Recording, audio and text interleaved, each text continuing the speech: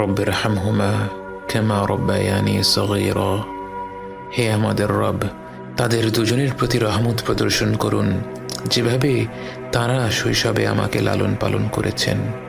বাবা মা যে পরম স্নেহ মমতা দিয়ে একজন সন্তানকে লালন পালন করেন, সৃষ্টি জগতের কোনো কিছুর সাথেই তার তুলনা হয় না।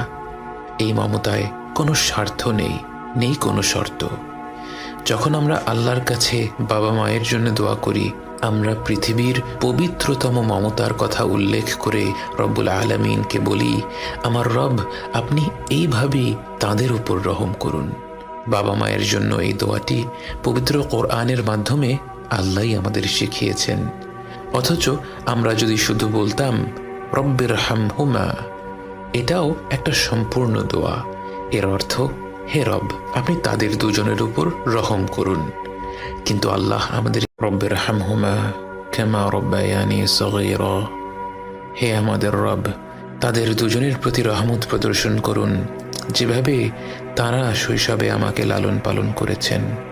বাবা মা যে পরম স্নেহ মমতা দিয়ে একজন সন্তানকে লালন পালন করেন, সৃষ্টি জগতের কোনো কিছুর সাথেই তার তুলনা হয় না। এই মমতায় কোনো স্বার্থ নেই, নেই কোনো শর্ত। যখন আমরা আল্লাহর কাছে বাবা মায়ের জন্য দোয়া করি, আমরা পৃথিবীর পবিত্রতম মমতার কথা উল্লেখ করে রব্বুল আলামিনকে বলি, আমার রব, আপনি এইভাবেই তাদের উপর রহম করুন। বাবা মায়ের জন্য এই দোয়াটি পবিত্র কোরআনের মাধ্যমে আল্লাহই আমাদের শিখিয়েছেন।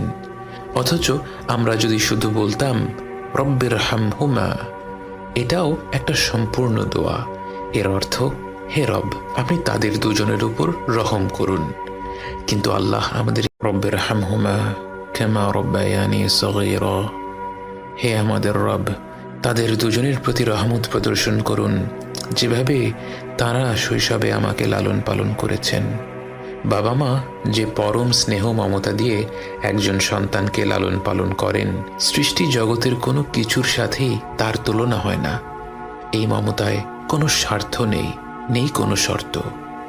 যখন আমরা আল্লাহর কাছে বাবা মায়ের জন্য দোয়া করি, আমরা পৃথিবীর পবিত্রতম মমতার কথা উল্লেখ করে রব্বুল আলামিনকে বলি, আমার রব, আপনি এইভাবেই তাদের উপর রহম করুন। বাবা মায়ের জন্য এই দোয়াটি পবিত্র কোরআনের মাধ্যমে আল্লাহই আমাদের শিখিয়েছেন।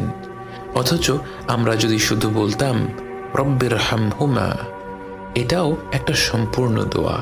এর অর্থ, হে রব, আপনি তাদের দুজনের উপর রহম করুন। কিন্তু আল্লাহ আমাদের রব্বির হামহুমা কামা রব্বায়ানি